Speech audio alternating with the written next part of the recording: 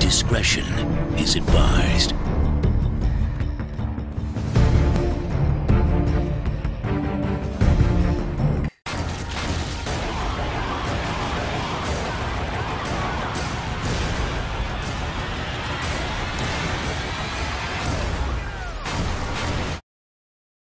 Okay.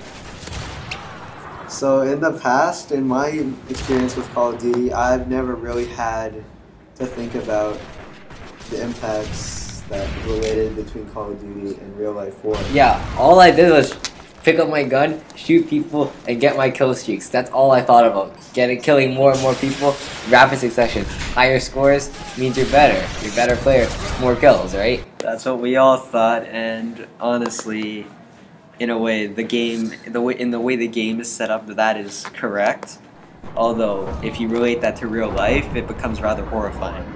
Over time, if you racked up lots and lots of kills in real life, would you really celebrate ending everybody's human lives? Would you really celebrate killing somebody without knowing who they actually were? Like, did they have a family that was left behind? Did they have somebody else? It's actually so sad now that I rethink about it. I was calling in nukes, airstrikes, all those things. But in real life, would you actually do that without a second thought? Would you really call it a nuke, knowing that you would end even civilian lives, like people that didn't have anything to do with you at all, or the war itself? Yeah, like in my first Call of Duty, the nuke was what everybody wanted to get. Now think about it. Would you really go to a nuclear war? Would you really start dropping nukes randomly on random cities that there are in the world? Would you really like take Washington D.C., drop a nuke there, drop a nuke on like Japan or China or Britain or Germany? It's not something that we consider when we play a game. You don't consider the relations. There are a lot of things that go out the window when you play games like Call of Duty or Battlefield or Combat Arms or stuff like that. Yeah, like all rules of killing basically just go out the window. It's pretty much point, shoot. There's none of that surrender. There's no give up and go home happy or whatever. There's no prisoners. It's just simply point, shoot, and kill. It's kind of stupid that way, actually, but what can you do about it? It's a game. That's the natural instinct for people. Pretty much just point and kill. Although, there can be other tendencies in the game. Like trolling. In the game, trolling is generally where you make killing really light. You try to kill people in certain ways in which it's funny. For example, in the game, you could trap a person in the corner with a riot shield and drop a crate. That would kill them. You could also do many like cool trick shots, like making the kill look good. But in real life, that's not gonna happen, right? Killing never looks good, no matter how you do it.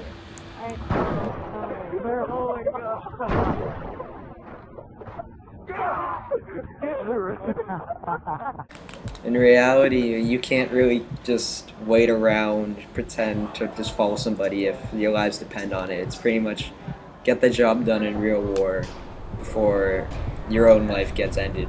There's not much you can really do about it, is there? Okay, so in my opinion, war has nothing to do with glory. I guess to a certain degree, it's glorious, I guess. But in reality, I would say not at all, because the conditions you work in, if you look back at World War I and World War II, people thought war was glorious. It wasn't. Why else would the government have to censor letters home and all those things that they did to make sure the public thought that? Because in reality, it's hell, let's be honest here. Yeah, I don't have a very good opinion of war. I think war should have been a last resort. Instead of people always just threatening to go to war, they should threaten to do something else, then go to war. Very, very last option when all else fails. But just because diplomacy fails, we shouldn't immediately resort to war.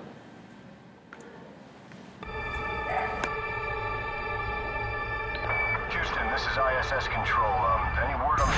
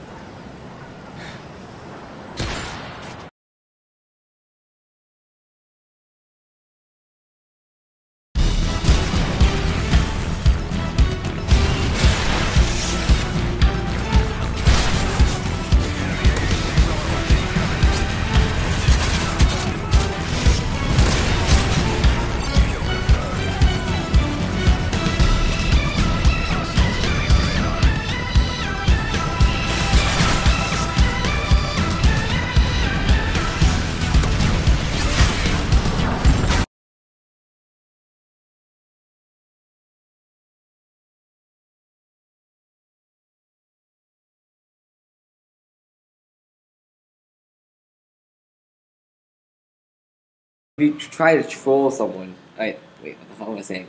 What doesn't make any sense.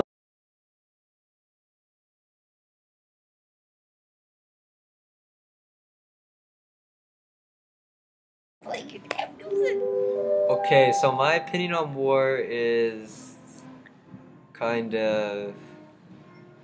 Wait. What was I Call gonna of Duty. say? What wait. was I gonna say? Wait, you mean Call of Duty? Wait, what? No, it was supposed to be war. Wait, you're right. Oh my god. War.